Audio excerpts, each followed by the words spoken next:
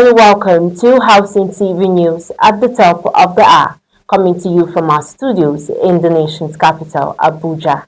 I am Dorcas Chia.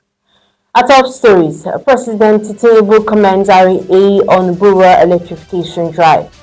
Defense headquarters vows justice over death of retired general. Building material prices rise as inflation bites.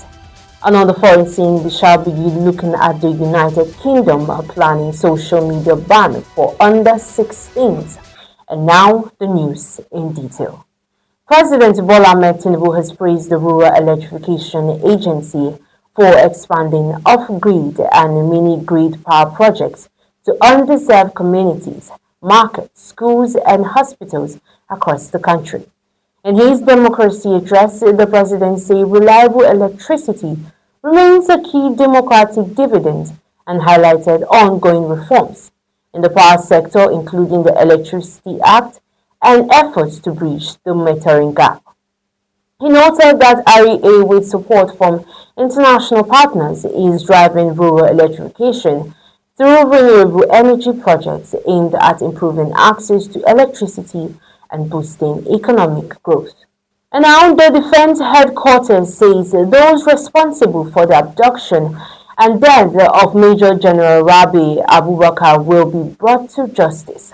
The former Director of Defense Information was kidnapped alongside his wife in Katsina on May 30th and died in captivity. His wife is still being held by the abductors. The Katsina state government said the retired officer died from complications related to diabetes and hypertension.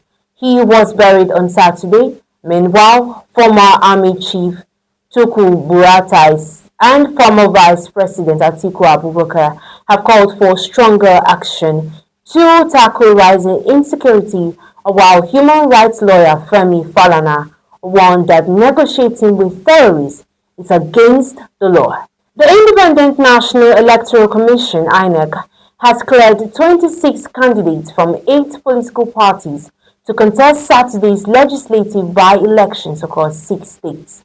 The elections will fill vacant senatorial seats in Rivers, Enugu, Nasarawa, and Ondo State, a House of Representatives seat in Kano, and a State Assembly seat in Kebbi.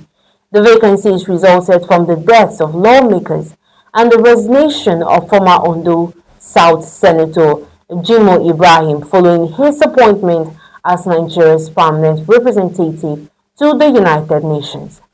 Nasarawa and Enugu states will have 6 and 7 candidates respectively, while Rivers and Ondo have 4 candidates each. Kano will feature 3 candidates, while only the APC and Labour Party will contest the KB Assembly seat. The by-elections are expected to test the strength of political parties and provide an early indication of political alignment ahead of the 2027 general elections. Moving on, Katsina State Governor Diko Umar Radda has called on philanthropists, development partners, and well-meaning individuals to support efforts to combat breast cancer in the state. Speaking at a send-off dinner for the Revive Mission Belgian team and the Pledging AIDS Charity Foundation, the governor said collaboration between government and partners is essential to address the growing health challenge and improve healthcare delivery. He also commended the medical team for partnering with the state in the fight against breast cancer, stressing the importance of early detection and treatment. And in Abia State, the state governor, Alex Otti, has announced plans to commence the reconstruction of Uratta Road and Old Express Road as part of efforts to complete the recovery of Abia. Speaking at a special mass organized by the Catholic Diocese of Abia in his honor, Otti pledged to continue delivering people-focused projects, adding that funds for the road projects have already been secured. The Catholic Diocese commended the governor's leadership, describing him as a silent achiever whose performance would speak for itself. We'll now take a pause here, and up next are news stories from the youth sector and the foreign scene. Do stay with us. Are you getting ready for another big one? The largest housing show in Africa. 2 decades of relentless exhibition and conference. The 20th edition of the Africa International Housing Show, happening from the 13th to 18th of July 2026 at the prestigious Transcorp Hilton Hotel, Abuja, Nigeria. This premier event is Africa's largest housing and construction expo, attracting over 50,000 attendees in Africa and beyond, thereby giving room for developers, construction giants, financiers, home interiors, mortgage and microfinance banks, drawing from about 21 different countries of the world. Get ready to be part of history.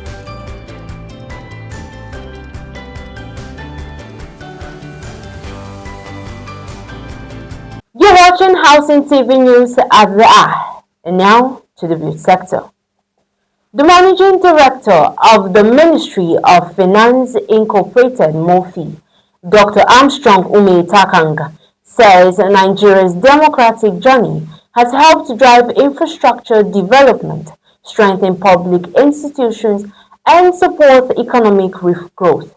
Speaking during Democracy Day 2026, Takang said ongoing reforms has transformed MOFI into a strategic asset management institution focused on optimizing government-owned assets to boost revenue and national development.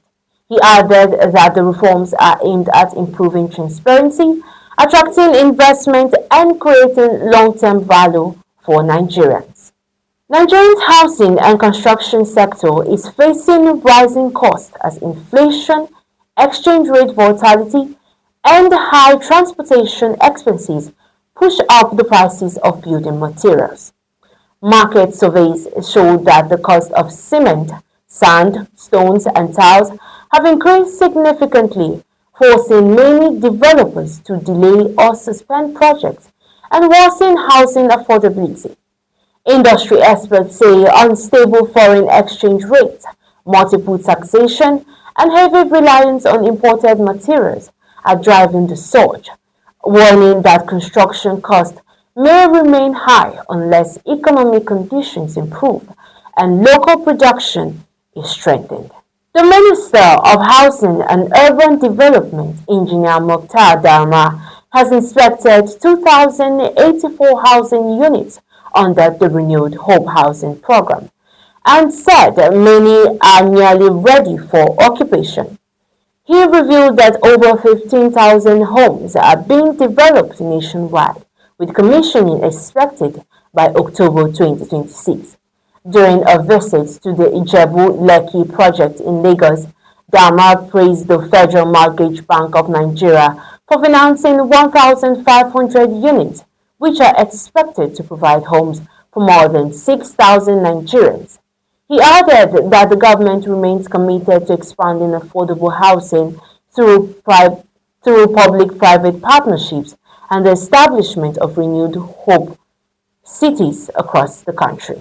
And on to the foreign scene, the United Nations says Iran has executed at least 40 people on national security charges since the beginning of 2026.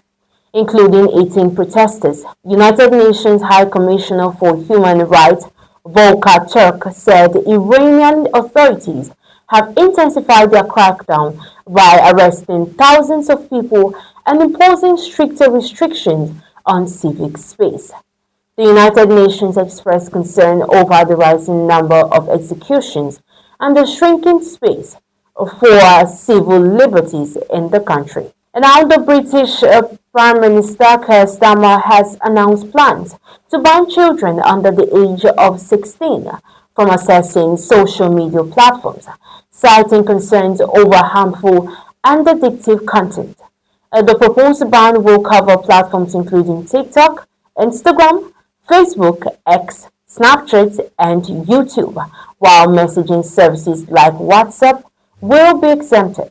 The UK government also plans additional online safety measures for young people, including possible curfews and limits on endless scrolling with the new rules expected to take effect next year. We'll take another break, and when we return, news stories from the business scene and sports news. I'm Debbie Erb. I'm the founder of DLE Advisors, LLC. I just finished a really interesting session talking with the audience here at the International Housing Show. I have attended the show before, and I have to say it's bigger. It's bigger and better than it was 4 years ago. An incredible array of opportunities, companies, and new innovations in the housing space. So it's very exciting to be here. Thank you, Festus Adebayo. He's my guy. It's so well attended, and there's so many people here that I know who are movers and shakers in the industry. So I definitely recommend attending if you possibly can. I am Ada Fong, the former Deputy Director of Housing from the Hong Kong Housing Authority. I think it's a very interesting housing show and conference that brings together a lot of experts and talents and government officials in Africa to explore the subject of housing in Africa. It's a very worthwhile initiative that you do it once every year. My name is Adeola Olushodo. I'm the Executive Director, Lagos State Development and Property Corporation. I'm here at the Abuja International Housing Show 2025, and this is a show that brings all the experts and all the major players in the real estate sector together.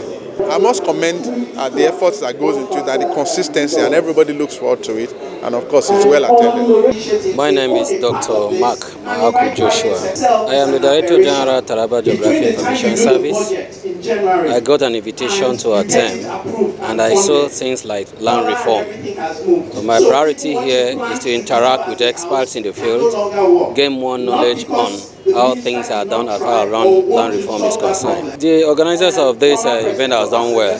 I at least expect the caliber of people I've seen here. Seeing the people that I've seen here, they have sent out a signal to me that it is not a child's play. We're here that really Nigerian men business to organize such a show. My name is Surveyor Abdulgani Ademadibumen, the Surveyor General of the Federation. I want to really say it's a good program. This is the 19th edition of it.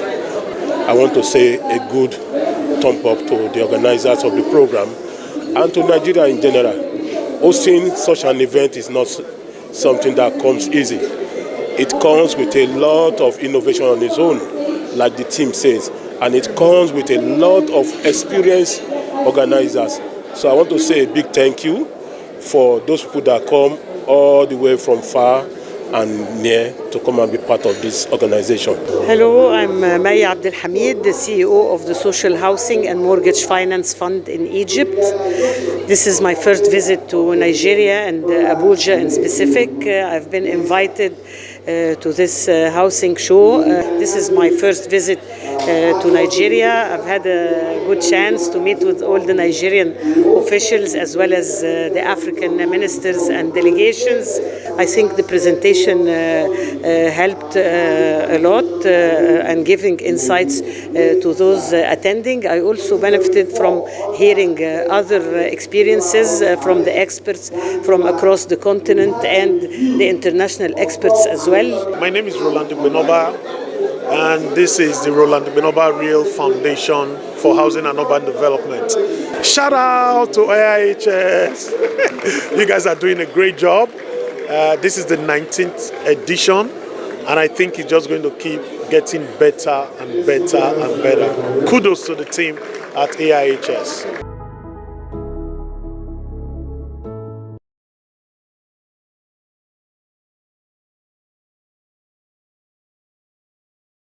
Welcome back. You're watching Housing TV News at the hour. And now, let's take news from the business scene.